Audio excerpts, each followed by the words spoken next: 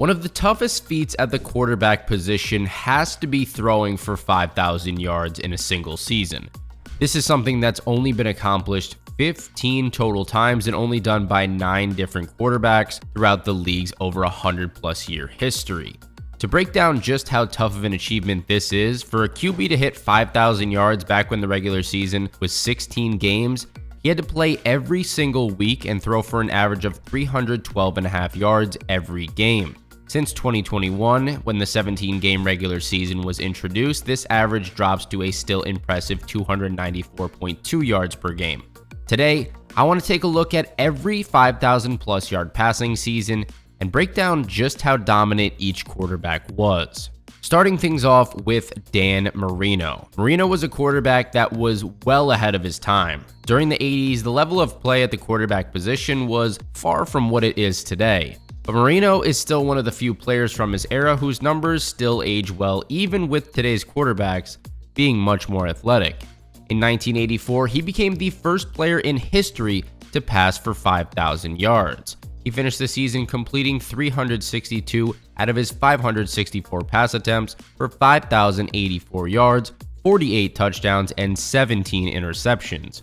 Marino blew away the competition this season, leading the league in completions, pass attempts, passing yards, and passing touchdowns. This insane season earned himself a spot in the Pro Bowl, on the All-Pro First Team, and he took home the Offensive Player of the Year and MVP awards. Along with this, he led the Miami Dolphins to a 14-2 record. 9 out of the 16 games that he played during that season, he threw for over 300 yards, and he also exceeded the 400-yard mark in 4 of them. His strongest passing performance of that entire season came in Week 14 when the Dolphins took on the Raiders. Marino lit up the Raiders secondary for 470 yards and 4 touchdowns. He did end up throwing 2 interceptions though, with a completion percentage of 61.4%. And while this was a game to remember for Marino, the Dolphins still suffered a crushing 34-45 loss. Miami did make it all the way to the Super Bowl this year before eventually losing to the 49ers 38-16. When the lights were the brightest, Marino was just outdueled by Joe Montana. Montana ended up throwing 3 touchdowns and 0 interceptions, while Marino finished with just 1 touchdown and 2 interceptions. It was nearly a quarter of a century before another player was able to join Marino in the 5,000-yard club. Drew Brees became the second player in NFL history to eclipse that 5,000-yard mark in 2008. He finished that season completing 413 of his 635 passes for 5,069 yards, 34 touchdowns, and 17 interceptions. Despite this being the golden era of quarterbacks, some might say, nobody was coming close to touching Brees' passing numbers in this season, with him leading the league in completions, pass attempts, passing yards, and passing touchdowns. This earned himself a spot in the Pro Bowl, on the All-Pro Second Team, and he also took home the Offensive Player of the Year award. Despite his elite level of play, the Saints still finished with a mediocre 8-8 record. Had they fared better in the regular season, there's definitely a chance that Brees would have walked away with an MVP award this season as well. Brees threw for 300+ yards in 10 out of the 16 games that he played in and broke over 400 yards twice. His highest yardage game of that season came in week number 10 when the Saints took on their division rival Atlanta Falcons. Despite Brees being a bit too loose with the ball, only completing 53.5% of his passes and throwing 3 interceptions, he still tore up Atlanta's secondary for 422 yards and 2 touchdowns. However, due in part to the 3 turnovers by Brees in this game, the Saints were defeated by a final score of 34-20. Now, it did not take too long for Drew Brees to accomplish the feat of 5,000 yards in a season for the second time in his career, doing so just 3 seasons later in 2011. Brees finished that season completing 468 of his 657 passes for 5,476 yards, 46 touchdowns, and only 14 interceptions. He led the league in completions, completion percentage at 71.2%, passing yards, and passing touchdowns. This earned himself a spot in the Pro Bowl, on the All-Pro Second Team, and won him the Offensive Player of the Year award yet again. Saints fared much better this year than in 2008 as they finished with a 13-3 record. Brees threw for 300 plus yards in 13 out of the 16 games that he played in and threw for more than 400 yards in 2 of them. While his season high was 419 yards, his best game came in Week 15 when the Saints took on the Vikings, where Brees threw for 412 yards, 5 touchdowns, and did not throw a single interception, with a completion percentage of 80%, which is mind-blowing. New Orleans won by a final score of 42-20. Once the playoffs came around, Brees continued his insane level of play. In the wildcard game against the Lions, he threw for 466 yards, 3 touchdowns, and yet again had 0 interceptions, which helped New Orleans to a 17-point win.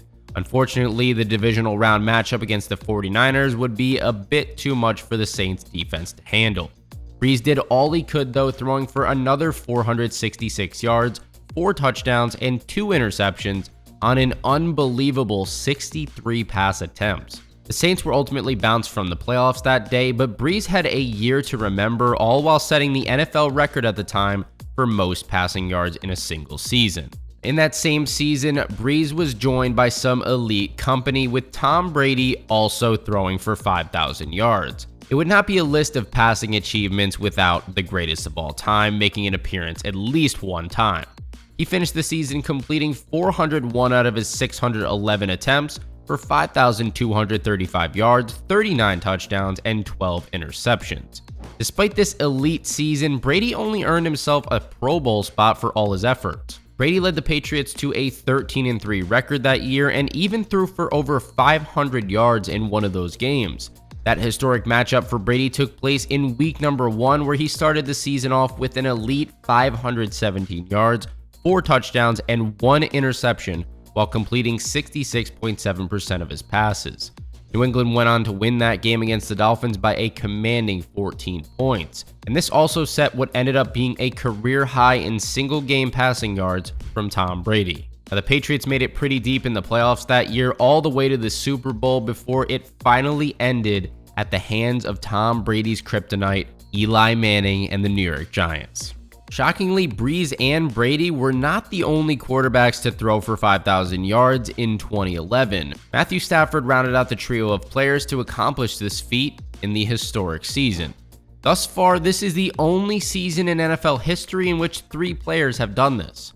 Stafford finished the season completing 421 out of his 663 pass attempts for 5,038 yards, 41 touchdowns, and 16 interceptions, leading the league in passing attempts.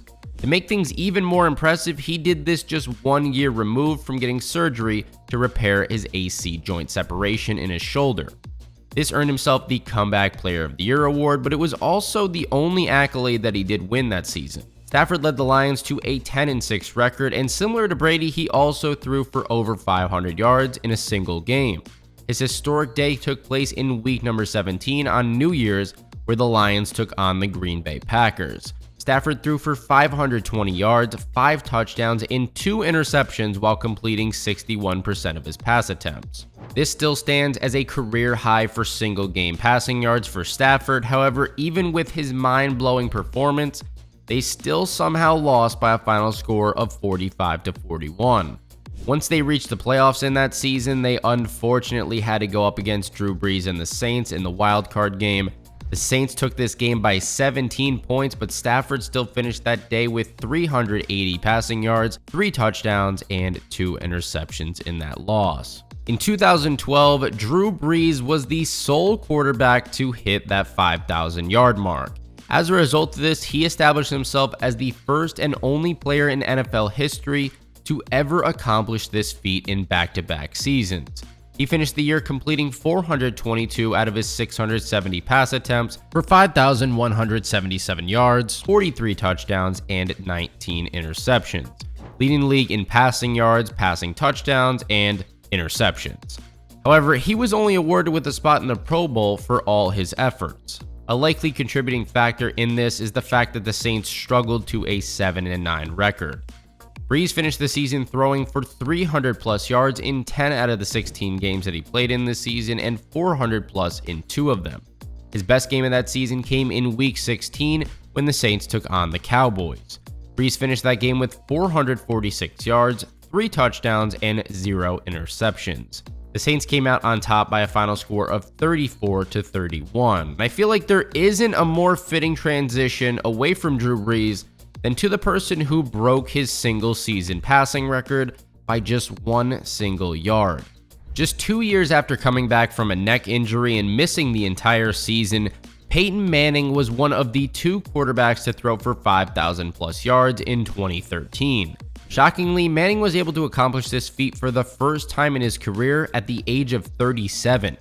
He lit the league up this season, completing 450 out of his 659 pass attempts for 5,477 yards and 55 touchdowns, both of which are NFL records that still stand to this day.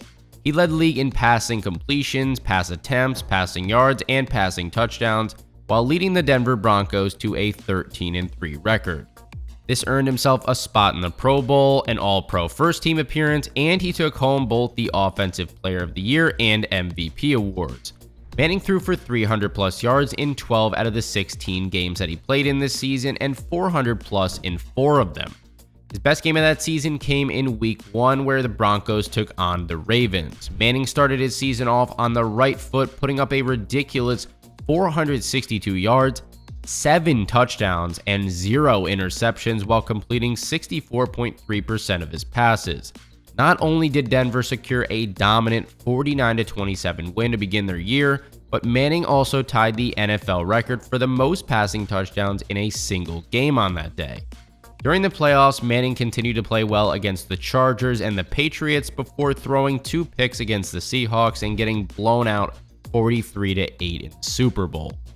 Now at this point, guys, it shouldn't even be a shock that Drew Brees threw for 5,000 yards once again in the 2013 season. He's the most popular name on this list for a reason today. Brees finished that year completing 446 out of his 650 pass attempts for 5,162 yards and 39 touchdowns. Once again, he was awarded only a Pro Bowl appearance for another 5,000-yard season, even with him leading the Saints to an improved 11-5 record this time around. His best performance of that season came in week number 4 against the Dolphins. Brees finished the matchup with 413 yards, 4 touchdowns, and 0 interceptions, while completing 76.9% of his passes. Along with this extremely strong performance from Brees, the Saints also came out on top with a dominant 38-17 win. Once the playoffs rolled around this year for New Orleans, they slipped by the Eagles in the wildcard game, even with Brees having an off day, then finally lost to the Seahawks in the divisional round. Drew didn't have a terrible game against Seattle, they just had a really tough time getting into the end zone. Now, in both the 2014 and 2015 seasons, 0 quarterbacks were able to eclipse the 5,000-yard mark. However, I know this is going to be a huge shocker. The sole player to do it in 2016, take your guesses. Yeah, it was Drew Brees yet again. This will be the final time that he's on this list, though. It was the final 5,000-yard season that he ever had, with him already being 37 years old in the 2016 season. He finished that year completing 471 out of his 673 passes for 5,208 yards and 37 touchdowns. Despite this elite effort, the Saints once again just barely scraped by to a 7-9 record. Brees only earned himself a trip to the Pro Bowl this season, even with him leading the league in pass completions, pass attempts, and passing yards. His best game of that season came in Week 6 when the Saints took on the Carolina Panthers. In this matchup, Brees threw for 465 yards, 4 touchdowns, and just 1 interception while completing 69.4% of his passes. Even with this very strong performance out of their QB, the Saints were only able to narrowly escape with a 41-38 win. While no quarterbacks were able to reach the 5,000-yard mark in the 2017 season, Ben Roethlisberger was one of 2 that pulled it off in 2018. Shockingly, this is the first time in his career that Big Ben accomplished this feat, doing so at the age of 36.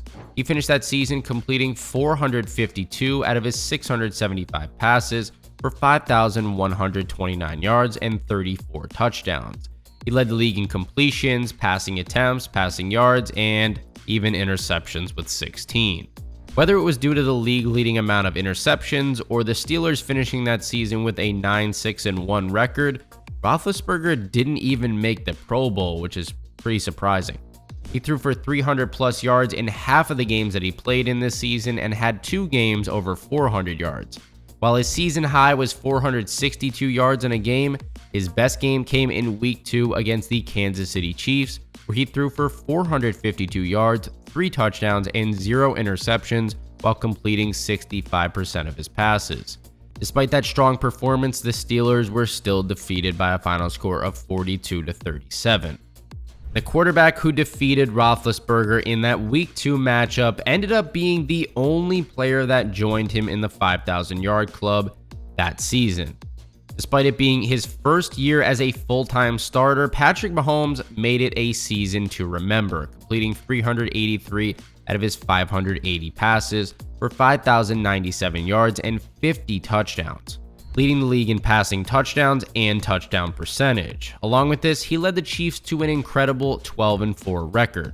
This amazing year with Mahomes coming out of nowhere earned himself a Pro Bowl appearance, All-Pro First Team spot, and he won the Offensive Player of the Year and MVP awards. His best game of that year took place in week number 11 against the Los Angeles Rams. This was the high-scoring matchup that I'm positive 99% of you guys remember, where Mahomes was dueling with Jared Goff. Pat finished that matchup with 478 yards, 6 touchdowns, and 3 interceptions while completing 71.7% of his passes. Despite this gutsy performance from the young quarterback, they fell just short in a shootout, 54-51. Mahomes also added on 2 lost fumbles during that matchup, which gave the Rams just enough opportunity to squeak this one out. During round 1 of the playoffs that season, the Chiefs rolled past the Colts by 18 points, but eventually got outmatched by Tom Brady and the Patriots in the conference championship. Here we go. This one is very interesting to say the least. Arguably the most shocking player on this entire list earned his spot in 2019. In this season, Jameis Winston had a historic year that many still don't know what to make of to this day. He finished the year completing 380 out of his 626 passes for 5,109 yards, 33 touchdowns, and 30 interceptions. He led the league in passing attempts, passing yards, and of course, interceptions. Along with this, he became the first player in NFL history to ever finish a season with 30 or more touchdowns and 30 or more interceptions. I'm not really sure that's the kind of record you want to be known for, but it is what it is. Due to his league-leading number of interceptions paired with the fact that the Bucs finished the season 7-9, Winston did not receive any awards or nominations that season.